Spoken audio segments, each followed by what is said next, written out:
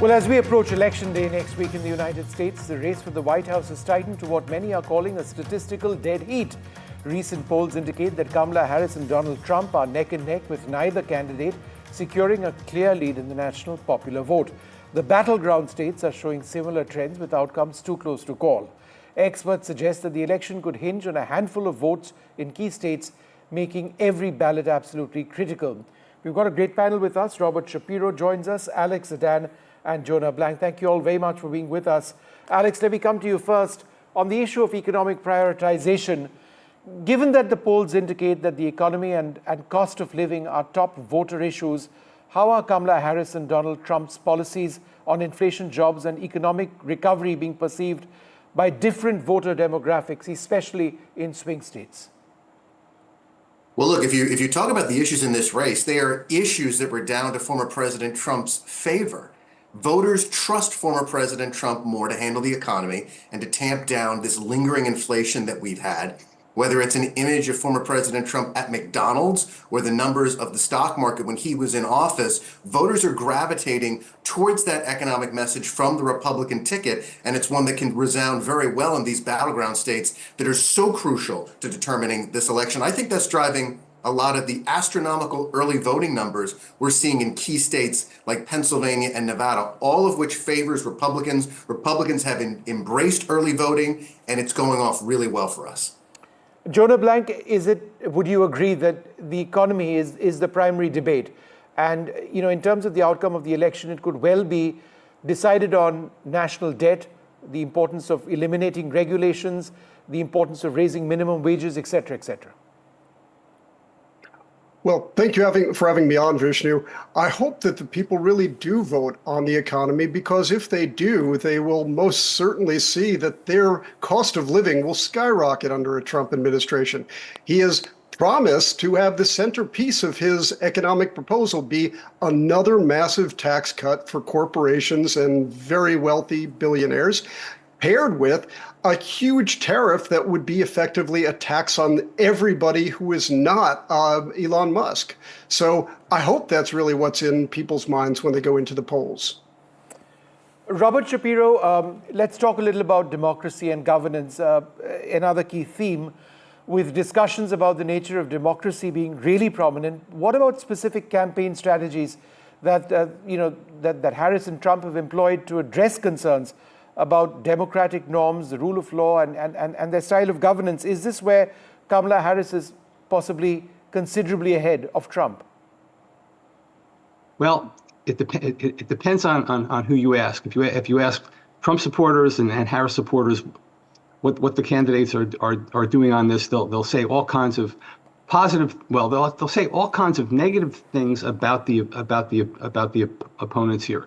What Trump supporters claim is that the threat to democracy is coming from Harris and the Democrats, who are for one radicals and Marxists, and for another will engage in fraudulent procedures in order to win the election. If you ask Harris supporters, and I think they're on much higher ground here, is that the threat to democracy is coming from the Trump camp, with the Trump camp poising itself to basically declare that the election is fraudulent if Trump loses. Once again, you'll see Trump as the sore loser here. The fact of the matter is that this is a very close election. We're talking about a dead heat, keeping in mind that the 2016 election was decided by a little more than 70,000 votes in 3 states. 2020 was decided by a little more than 40,000 votes in key states. And in a close election, but both sides will react differently to any outcome that's declared by the states and the courts as a free and fair election.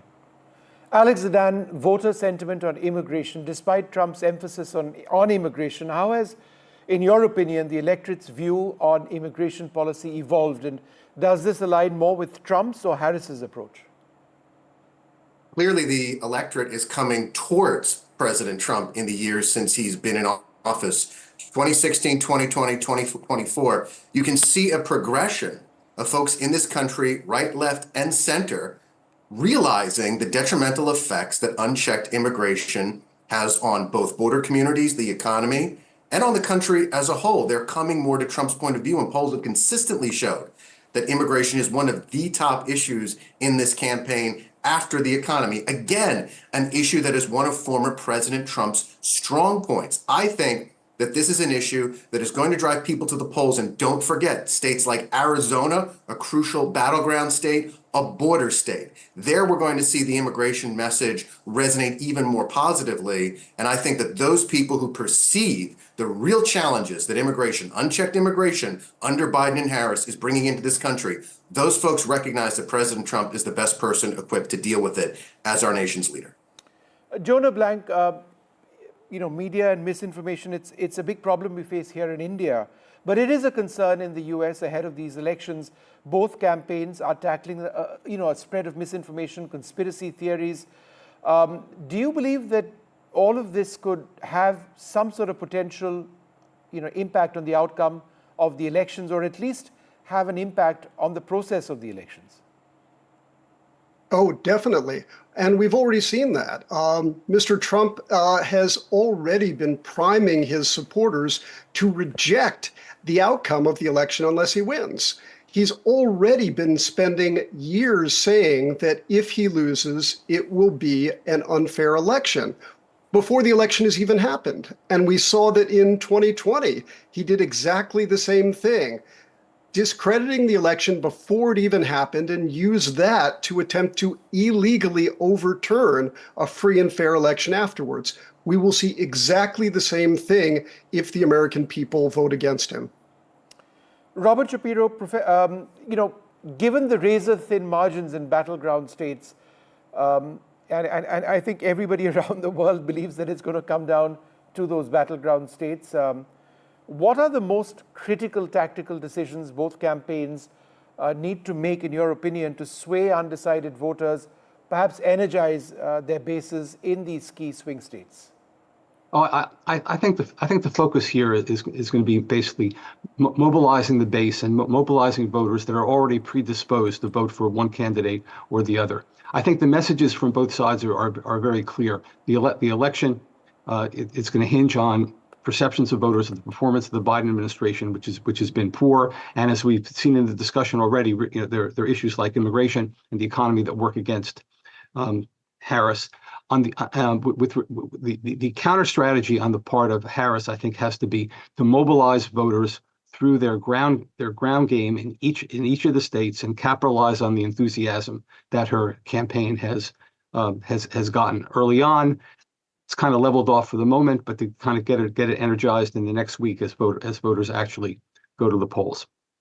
All right, but I'd like to thank you all very much for being with us and sharing your insights into what's going to be a fascinating next couple of days in the United States.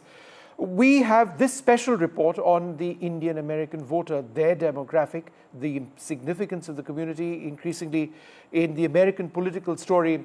It's an extremely influential and growing community. Let's take a look at some of the key statistics and data on the Indian American voter.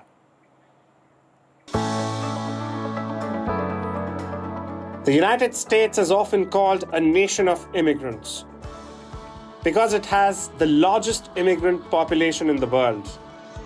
Out of all immigrant groups in the country, Indian Americans are now the second largest, making them an important part of the presidential election process.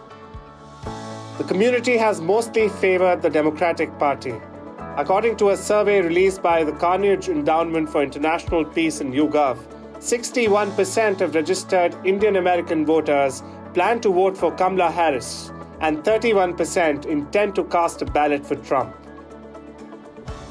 Indian Americans have emerged as an important political actor thanks to the community's rapid demographic growth, the close margins in modern presidential elections, and the diaspora's remarkable professional success, according to the survey. So how can Indian Americans impact the US elections? Out of the more than 5 million Indian Americans present in the country, over 2.5 million are eligible to vote. It is the most politically active group among Asian Americans. To put it into perspective, Joe Biden defeated Trump by a margin of just over 12,000 votes in Georgia in 2020, making each vote valuable. Though Indian diaspora comprises a small share of overall electorate, both the parties have actively wooed Indian American voters. In a campaign advertisement, Harris explicitly invoked her mother as a brilliant brown woman with an accent. The Republican campaign has also turned the spotlight on the community due to the Indian roots of Usha Vance, the wife of Trump's running mate, J.D. Vance. Indian Americans have been thrust into the limelight owing to the possibility that for the first time in the US's history, a candidate of Indian heritage could have the top job in the nation. The latest poll also shows a modest drift towards Trump and Republicans.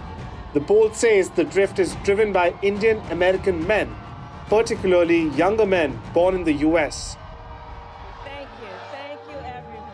A survey done earlier has said that the number of Indians who identify as Democrats slipped from 54% in 2020 to 47%. In the same time frame, those who identify as Republicans rose from 16% to 21%, further solidifying the notion that both parties look at this community with hope. Vishal Vivek for NDTV.